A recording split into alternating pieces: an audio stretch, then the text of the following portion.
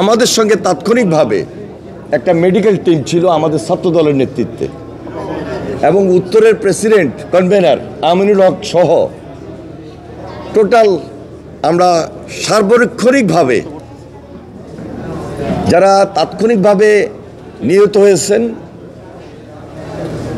এবং যারা গুরুতর আহত হয়েছেন, আমরা এই মাইলস্টোন স্কুল অ্যান্ড কলেজে এখানে দীর্ঘক্ষণ অপেক্ষা করেছি, সহযোগিতার হাত বাড়িয়ে দিয়েছি। উত্তরা যে মেডিকেল কলেজ সেখানে গিয়েছি এবং সর্বশেষ বার্ন ইউনিটে সেখানে একটা হৃদয় বিদারক ঘটনা আমরা চোখের সামনে ভুলার না, সেটা আমরা প্রত্যক্ষ করেছি। এই যে স্কুলের ক্লাস 3, 4, 5, 6-এর ছেলে মেয়ে এবং তাদের শিক্ষিকা যারা ইন্তেকাল করেছেন। বসুন্ধরা ডায়াপেন্ট এখন আরও উন্নত। এই হট এয়ার থ্রো টপশিট দ্রুত শোষণ করে সোনামণিকে দেয় কোমল অনুভূতি। আমি সবার আত্মার মাগফিরাত কামনা করছি, আর যারা এখনও মৃত্যুর সঙ্গে লড়াই করছেন তাদের প্রতি সমবেদনা জ্ঞাপন করছি। মহান আল্লাহ তাআলা তাদেরকে দ্রুত যেন সুস্থ করে নিয়ে আসেন। আমিন।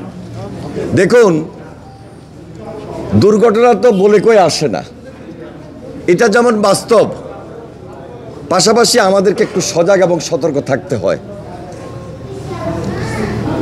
একটা জনবহুল এলাকায় এখানে একটা বিমান, প্রশিক্ষণ বিমান এইভাবে উড়বে বা ট্রেনিংয়ের মধ্যে থাকবে, এটা জনবহুল এলাকা আমরা সচরাচর দেখি না। সাধারণত কক্সবাজার, যশোর আমরা যতটুকু জানি, তো এই সমস্ত জায়গায় এই প্রশিক্ষণ বিমানগুলো উড্ডয়ন হয়।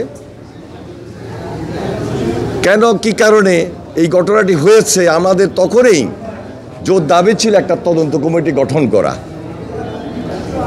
তদন্ত কমিটি গঠন হয়তোবা হয়েছে, এখন পর্যন্ত আমরা এর কোনো রেজাল্ট আমরা পাই নাই।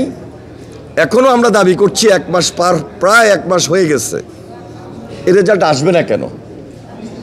কারণ এই পরিবারগুলো যারা শহীদ হয়েছে, যারা আহত হয়েছে, সরকার তাৎক্ষণিকভাবে আমরা দেখেছি এখন পর্যন্ত হয়তোবা সেবা শুশ্রূষা তাদের চিকিৎসার জন্য সহায়তা করছে ঠিকই, কিন্তু এটা যৎসামান্য আমি বলবো। এদের পরিবারের পাশে পুরা সরকারকে দাঁড়াতে হবে, আর্থিক সহযোগিতা এমনভাবে দিতে হবে যেন এই পরিবারগুলো তারা কোথাও হাত না পাততে হয়।